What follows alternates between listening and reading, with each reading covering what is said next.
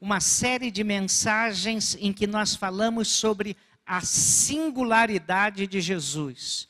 Como Jesus é excepcional, é singular, está acima de qualquer outro. Sabe por quê?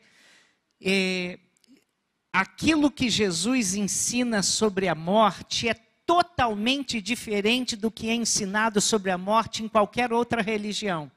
Então eu queria que você, se pudesse, viesse aqui quarta-feira, nosso culto, ou participasse online, e nós vamos terminar destacando o ensino de Jesus sobre a morte.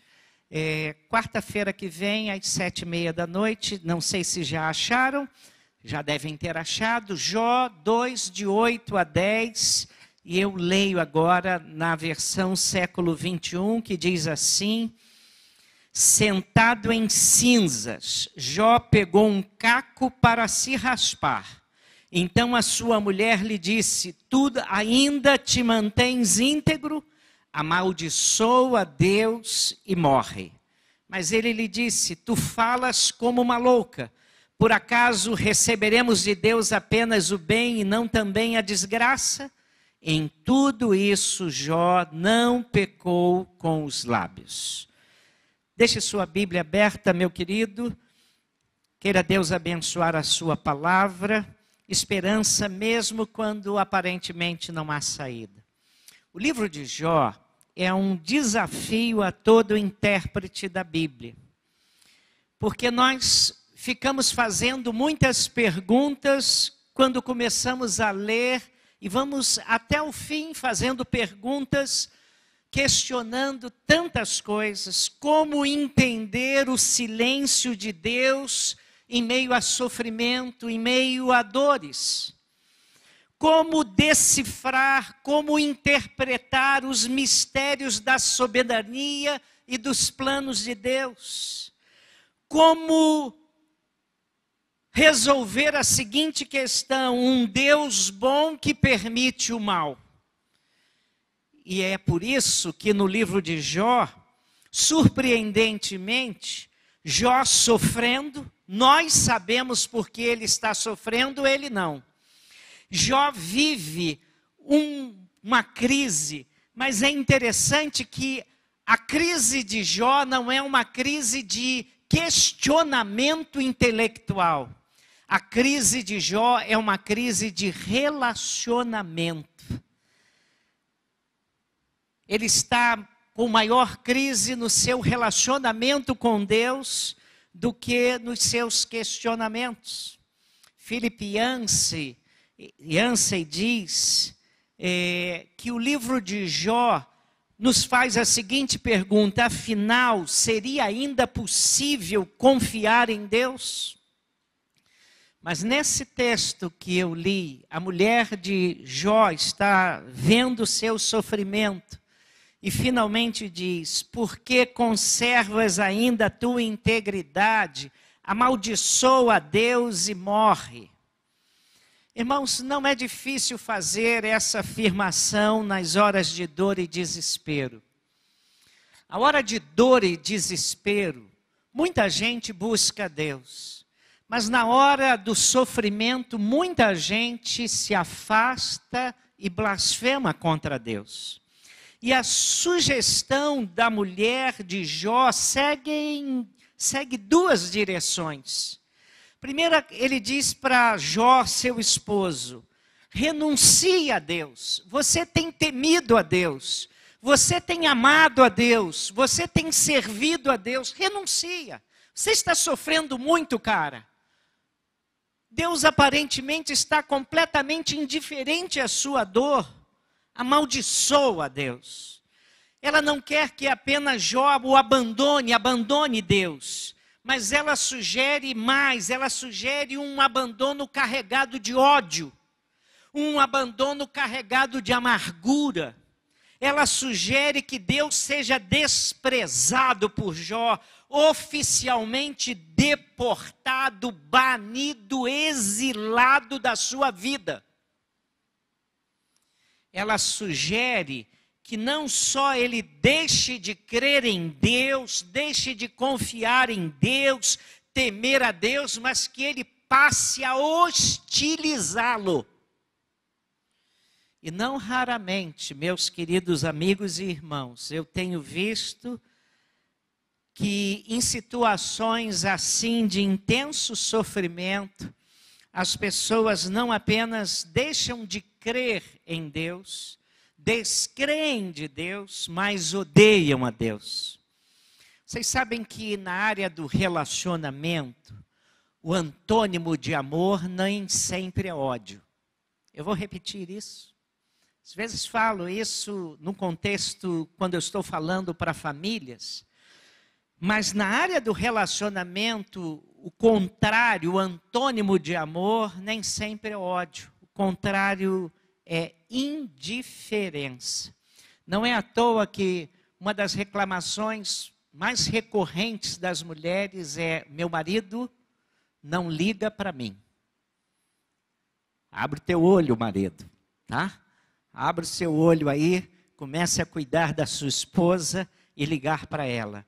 A indiferença é a expressão mais sutil de ódio. Mas a mulher de Jó sugere uma resposta verbal de oposição e resistência ao Senhor. Não apenas descrer, mas amaldiçoar. A segunda sugestão dela é também muito ruim. Ela diz, amaldiçoa a Deus e morre. Irmãos, ela sutilmente, indiretamente, ela sugere uma espécie de suicídio a Jó. Que valor tem a vida se a realidade dela é tão cruel e tão dura? Para que viver? É isso que ela está dizendo para Jó. E aí, nós vamos a alguns filósofos que tomavam café nos cafés de Paris, com uma vida muito boa, mas profundamente pessimistas, que sugeriram isso para a humanidade. Eu me lembro de Albert Camus, no livro Mito de Sísifo. Nas suas primeiras páginas, ele sugere assim, aspas, a hipótese filosófica mais razoável para o ser humano é a do suicídio. E aí o sujeito sem esperança, doente, pobre, enlutado, vivendo tempos caóticos, a mulher está profundamente aflita e diz: o que esperar da vida? Morre. Morrer parece uma saída boa, uma saída plausível. Essa é a sugestão que essa mulher faz ao seu marido. Rubem Alves, saudoso, ele escreveu um livro com um tema instigante. O tema do livro dele era Pensamentos que eu tenho quando não estou pensando nada. Mas eu não quero ir para essa direção, não. Mas eu quero ir para a direção, o que fazer quando achamos que não há o que fazer? O que fazer quando achamos que não há saída? Que direção tomar quando não há saída? É mais ou menos isso que a mulher de Jó estava querendo dizer para ele ao dar essas duas inoportunas sugestões.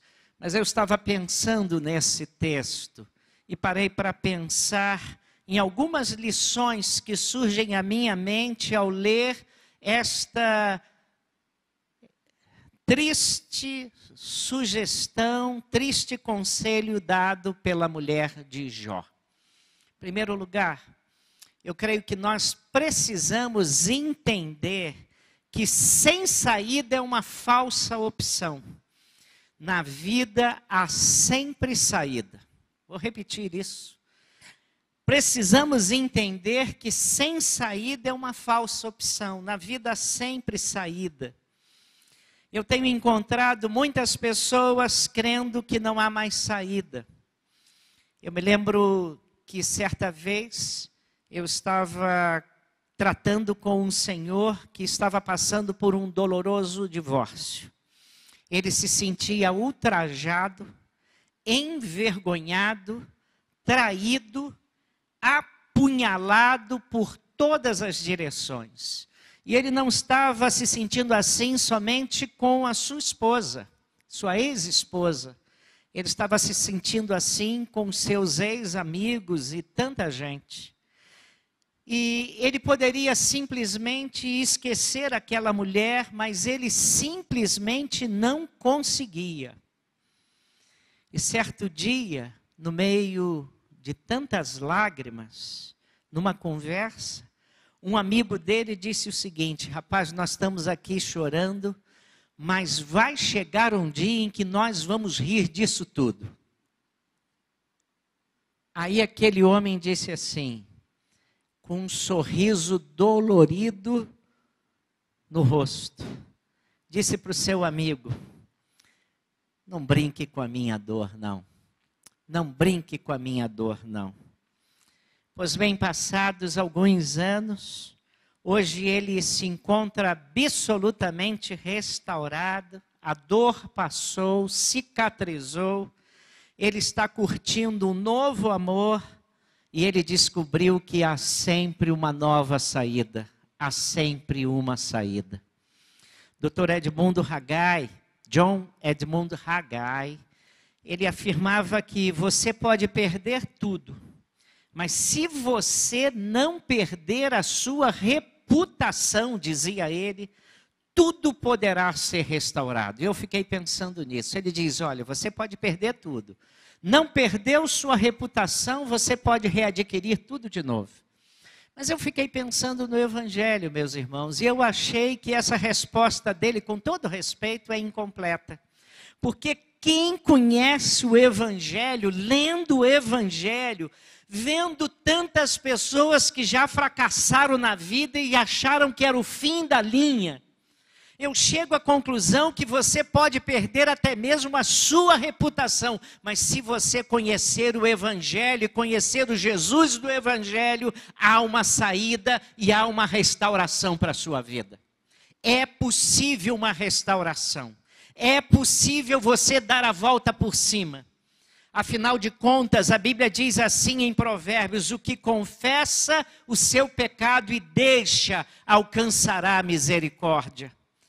A Bíblia nos garante lá no final, em 1 João 5, o sangue de Jesus Cristo, seu Filho, nos purifica de todo o pecado. Há um poder extraordinário no Evangelho, capaz de pegar a pessoa mais quebrada na vida como Jó e refazer a sua vida e os seus sonhos. Sempre há saída, principalmente se nós considerarmos a vida na perspectiva da misericórdia de Deus e da graça divina.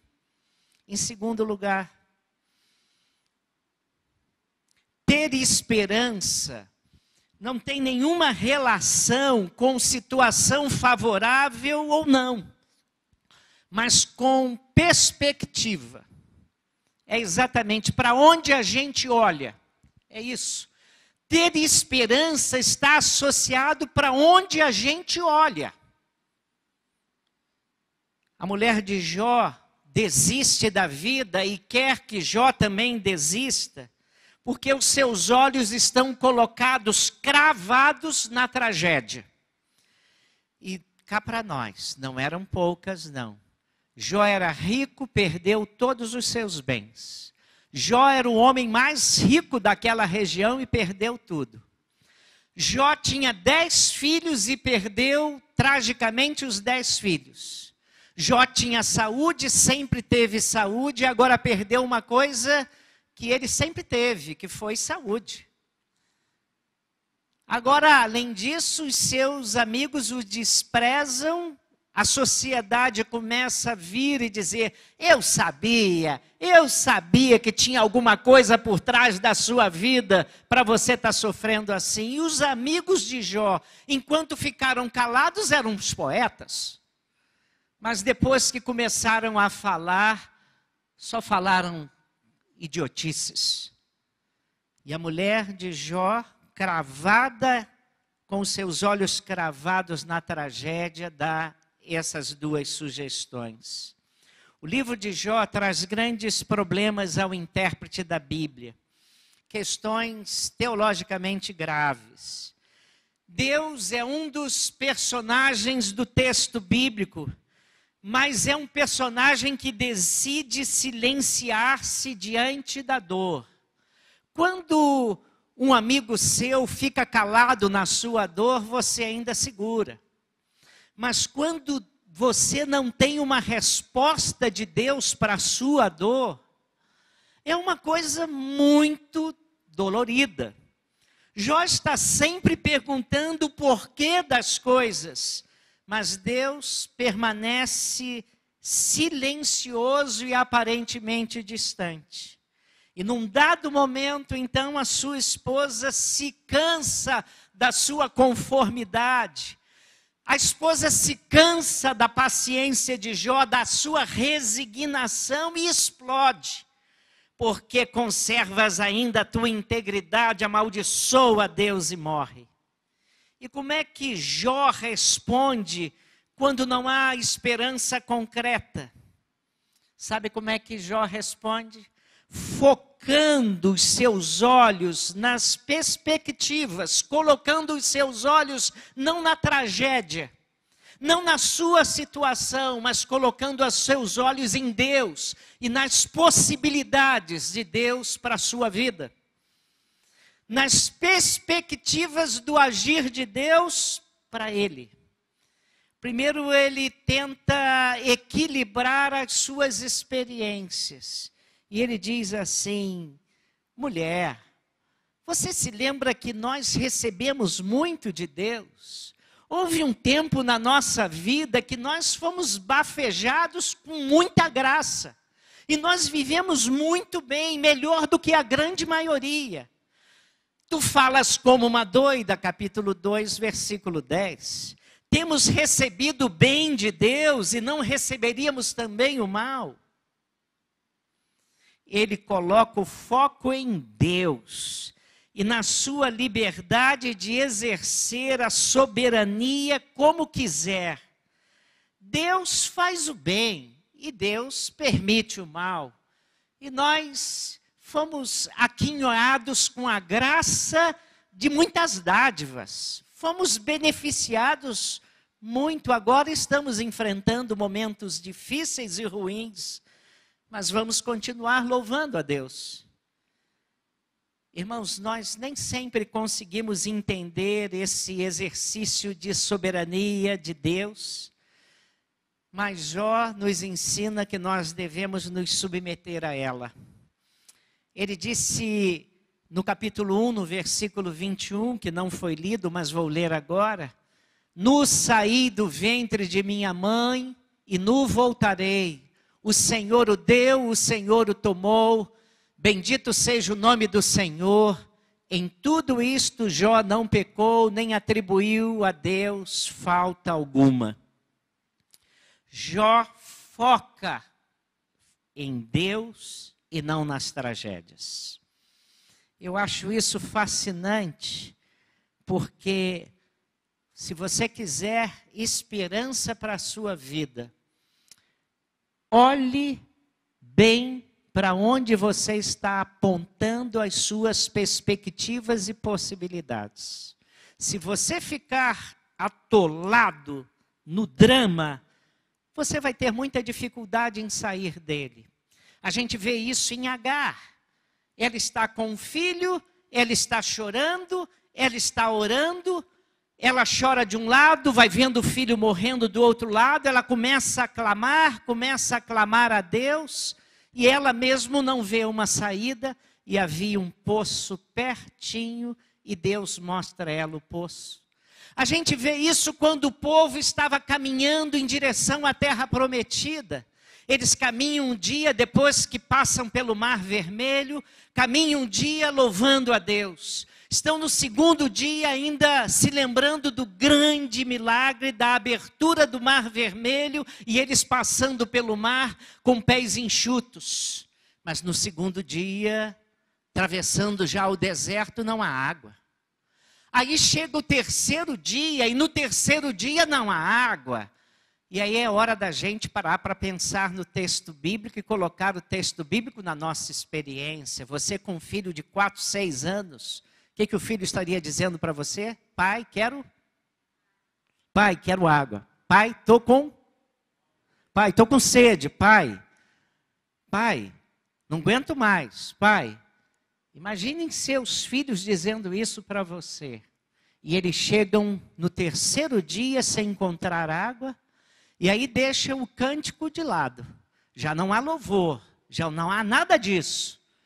E eles finalmente acham água, mas a água é amarga. E aí eles se revoltam. E eles começam a falar mal de Moisés, porque nós precisamos sempre de um bode para expiar a nossa culpa. E eles começam a tratar mal Moisés. E o que Moisés faz? Moisés ora. Moisés, em vez de olhar para a situação, olha para Deus. A perspectiva de Moisés é diferente. E Deus disse, há um lenho aqui, há um lenho aí, olha. Jogue esse lenho na água. E Moisés joga o lenho na água e a água começa a ser uma água boa. A perspectiva que nós olhamos faz toda a diferença. E Jó, mesmo sofrendo, coloca o foco em Deus, em sua liberdade de exercer sua soberania. E muitas vezes nós não conseguimos entender tudo. Em segundo lugar, ainda mais incisivo, ele foca-se no caráter e na existência de Deus. E aí eu vou para Jó 19, 25 e 26. Ele ainda está conversando com os seus amigos, mas ele diz assim: porque eu sei que o meu Redentor vive, por fim se levantará sobre a terra, depois revestido esse meu corpo de minha pele, em minha carne verei a Deus, vê-lo-ei por mim mesmo, os meus olhos o verão e não outros, de saudade me desfalece o coração dentro de mim. Os estudiosos da Bíblia, eles afirmam que esse é um dos textos mais citados quando se estuda escatologia do Antigo Testamento, a doutrina das últimas coisas segundo o Antigo Testamento. Quando estudam isso, o texto mais apontado, um deles é esse. Porque o meu Redentor vive, e por fim se levantará sobre a terra, e eu vê-lo-ei por mim mesmo, os meus olhos o verão e não outros, de saudade me desfalece o coração dentro de mim. Jó está falando de ressurreição. E se lermos atentamente, ele sequer está se referindo à possibilidade dele continuar vivo. Ele está falando da esperança que ele tinha depois da sua morte. Está falando disso. Eu verei a Deus. E no final do livro de Jó, depois de ele ter sofrido tanto e Deus ter devolvido em dobro todos os bens e tudo aquilo que tinha tomado dele, o diabo tinha tomado dele, ele diz assim: com o ouvir dos meus ouvidos eu ouvia falar em ti, mas agora te veem os meus olhos. Mas eu me lembro, irmãos, nós tivemos recentemente, num passado recente, um grande pregador no Brasil. E ele se tornou a coqueluche nacional da pregação. Todo mundo admirava aquele pregador. E numa das suas pregações, ele disse que frequentemente na sua infância, pré-adolescência, ele ia para um sítio na casa de dos seus tios e se reunia com os seus primos. E era uma festa. Aquele sítio tinha tudo quanto era árvore que eles imaginassem. E então eles almoçavam e depois iam brincar, subir em árvore, trepar em árvore. E era uma brincadeira geral. E ele dizia que não raramente ia chegando o entardecer e ele sentiu uma espécie de saudade de uma coisa que ele não sabia muito bem o que era. Vou repetir. Que ele sentia saudade de uma coisa que ele não sabia muito bem o que era. Está entendendo? Se não está entendendo, vá pensando nisso. Porque ele perguntava aos seus primos: ei, eu sinto uma saudade de uma coisa que eu não sei dizer do que. Vocês não sentem, não? E os primos falavam assim: esse cara é doido. Esse cara é muito doido. E perguntava aos primos e os primos o achavam doido. E ele dizia que aquilo era uma saudade da eternidade, uma saudade do céu, de uma realidade que ainda ele não tinha experimentado, mas ele sabia muito bem sobre ela. E ele tinha certeza dela, é exatamente isso que Jó está falando, de uma saudade que desfalecia o seu coração dentro dele, mas era saudade do céu, saudade da eternidade. Ele afirma que tem saudade da eternidade, mas como ter saudade de algo que ainda ele não experimentou? Mas a sua fé é tão concreta que ele sente saudade do gozo celestial. Mas vários dos hinos do cantor cristão, se você é da época do cantor cristão, vários dos nossos hinos falam sobre saudade. O HCC não canta a vida eterna e não canta o céu. São pouquíssimos hinos sobre o céu. Mas se você for ao cantor cristão, o cantor cristão tem no mínimo uns 20 hinos sobre a vida futura, sobre o céu. Há um, irmão Jorge, vou citar aquele que o irmão Jorge não gosta, porque diz assim: da linda pátria estou, distante, triste eu estou, mas tenho de Jesus saudade, quando será que vou? E o irmão Jorge diz assim: se você tem saudade de Jesus, é que você não anda em comunhão com Jesus e você não anda orando, pelo menos não anda orando, nem lendo a Bíblia, não é? Não é? Porque um crente não precisa ter saudade de Jesus. Você pode ter comunhão com Jesus, falar com Jesus hoje. Nós já tivemos aqui momentos de comunhão com Deus, falando com Deus, orando e tendo comunhão com Jesus. Não é? Mas esse hino você entende, por outro lado, que o poeta está querendo expressar, que ele anseia o dia em que ele vai estar frente a frente com Jesus. Há uma coisa que me atrapalha nesse hino, não é isso não, irmão Jorge. Ele diz assim: passarinhos, lindas flores querem me encantar. Irmãos, passarinhos e lindas flores não me atrapalham o anseio pelo céu. O que me atrapalha o anseio para o céu são outras ambições. Eu queria muito que fosse passarinho e lindas flores, tá? Passarinhos e lindas flores só me fazem eu pensar que no céu nós teremos coisas muito mais bonitas. Dr. Russell Shedd, que foi um grande professor, pastor, ele escocês, foi missionário aqui no Brasil, um homem extraordinário.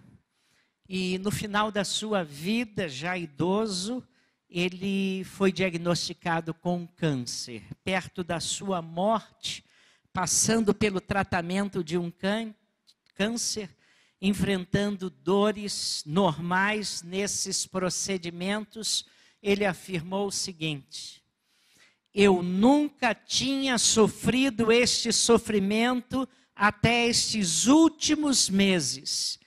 É uma experiência muito boa. Estou citando ele, tá? é uma experiência muito boa. Sinto-me desmamado do mundo.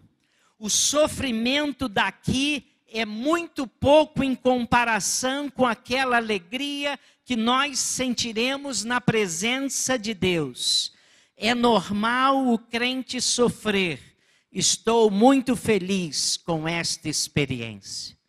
É um outro doido pelo Evangelho. Se você não conhece o Evangelho, você nunca vai entender isso. Se você não conhece o nosso Senhor, talvez não entenda isso.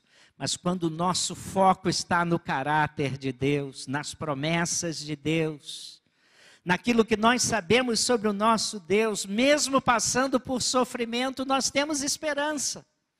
Jó estabelece a perspectiva, para onde olhar, eu vou olhar para Deus, embora esteja sofrendo. Embora Deus não me responda, eu vou continuar esperando nele.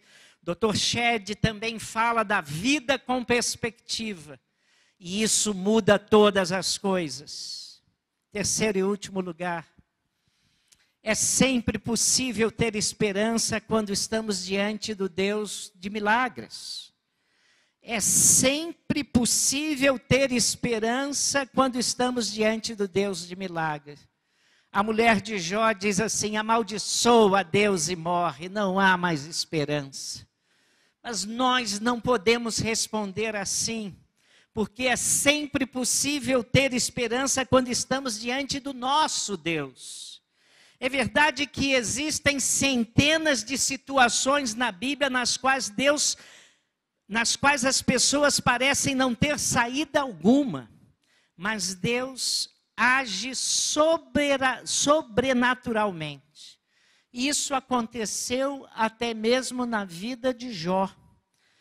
E uma coisa que, lendo o livro de Jó, encanta o meu coração, é que Jó, em momento algum do livro, está centrado na questão de milagres. Ele não pede um milagre, Senhor. Ele não pede, Senhor, restaura a minha vida, Senhor. O seu coração parece ter um problema muito maior, que é entender os movimentos misteriosos de Deus. Mas ele não procura milagres. A mente e os desejos de Jó não falam de cura. Senhor, me cura. E nós, na nossa fragilidade, quando cortamos um pedacinho do dedo, começamos a dizer: Senhor, me cura. Mas, irmãos, Jó está centrado, o assunto dele é confiança em Deus a despeito das circunstâncias. É isso que ocupa o seu coração. Ele não está à procura de cura, ele não está à procura de um milagre, mas apesar de tudo isso, Deus interveio de forma miraculosa e transformou a sua vida e restaurou a sua história. Eu queria que você pensasse comigo num relato da Bíblia no tempo do rei Ezequias. Senaqueribe era o rei da Assíria. E a Assíria era a grande potência mundial daqueles dias. E o rei da Assíria, Senaqueribe, fez um cerco na cidade de Jerusalém. E no cilindro de Senaqueribe, que está no Museu de Londres, ele diz assim: eu cerquei Jerusalém assim como se põe uma ave, um passarinho dentro de uma gaiola. Assim como a Rússia cercou a Ucrânia. E as condições de guerra eram tão distintas que não havia possibilidade alguma de pensar numa saída para o povo de Jerusalém. E a narrativa de 2 Reis 18, de 19 a 23 é a seguinte. Prestem atenção, não está aqui e você vai ter que ouvir. O comandante de campo lhes disse: digam isto a Ezequias, assim diz o grande rei, o rei da Assíria, em que você baseia a sua confiança. Você pensa que meras palavras já são estratégia e poderio militar? Em quem você está confiando para se rebelar contra mim? Você está confiado no Egito? Aquele caniço quebrado que espeta e perfura a mão do homem que nele se apoia? Assim o faraó, o rei do Egito, retribui a quem confia nele. Mas se vocês me disserem, estamos confiando no Senhor nosso Deus, não é ele aquele cujos santuários e altares Ezequias removeu, dizendo a Judá e Jerusalém, vocês devem adorar diante deste altar em Jerusalém?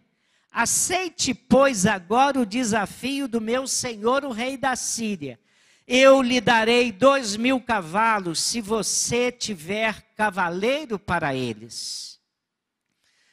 Os assírios estavam tão confiantes que iam tomar a cidade de Jerusalém. Cercaram a cidade e ninguém podia entrar com víveres, ninguém podia entrar com água, ninguém podia entrar com nada, era só esperar. Esperar, viria a fome, viria a sede, acabou. Eles se entregariam. Entretanto, a Bíblia diz que Deus interveio de forma sobrenatural e 185.000 soldados morreram. Um exército em que 185.000 soldados morrem devia ser muito maior. A Bíblia diz que foram feridos pelo anjo do Senhor. A história diz que foi uma peste bubônica. Eles estavam do lado de fora e também não tinham água.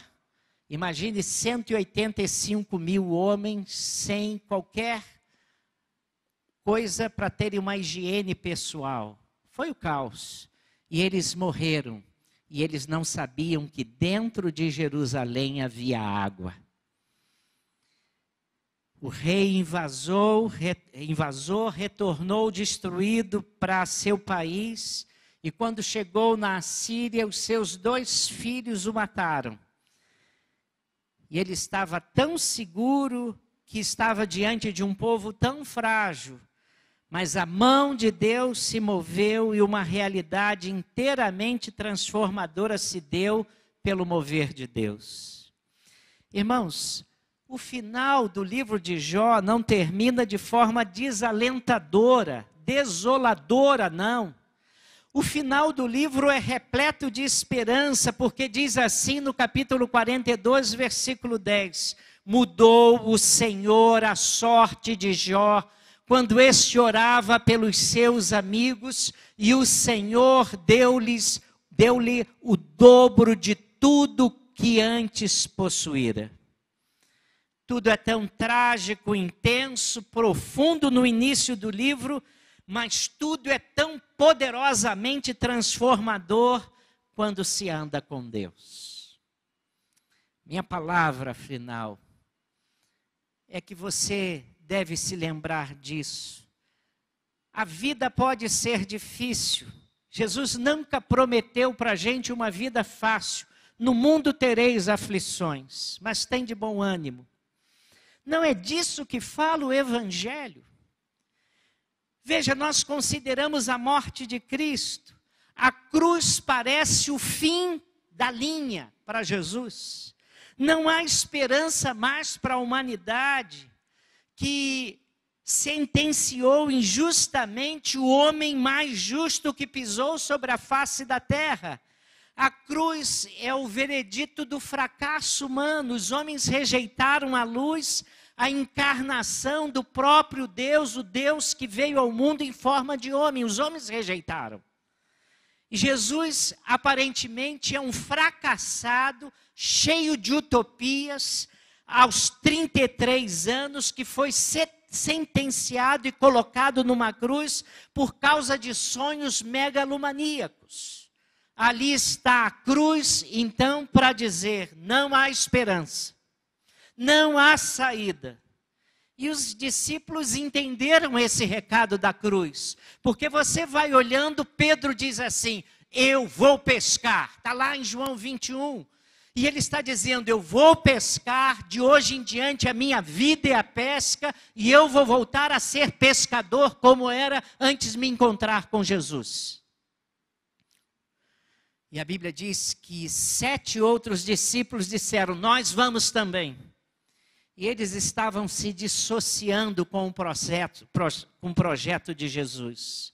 O projeto de salvar o mundo, o projeto de dar esperança aos pobres, de impactar a história, aparentemente acabava naquela cruz. 2 discípulos, então, decidem retornar à sua antiga vila pela estrada de Emaús. E eles conversando diziam assim, nós esperávamos que ele fosse o Messias, nós esperávamos que ele restaurasse Israel. Não existe mais sonho, o sonho acabou. O cenário é de morte, frustração, desolação e completamente de desespero.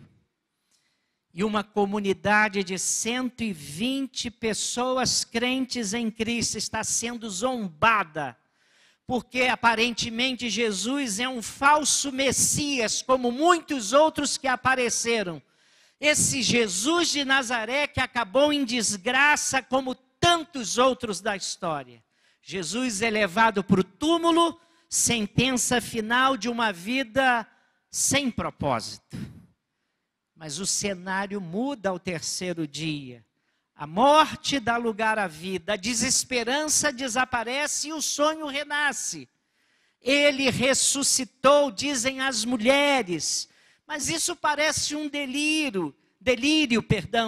Tomé reage, é alucinação, se eu não vir, se eu não tocar, eu não vou crer.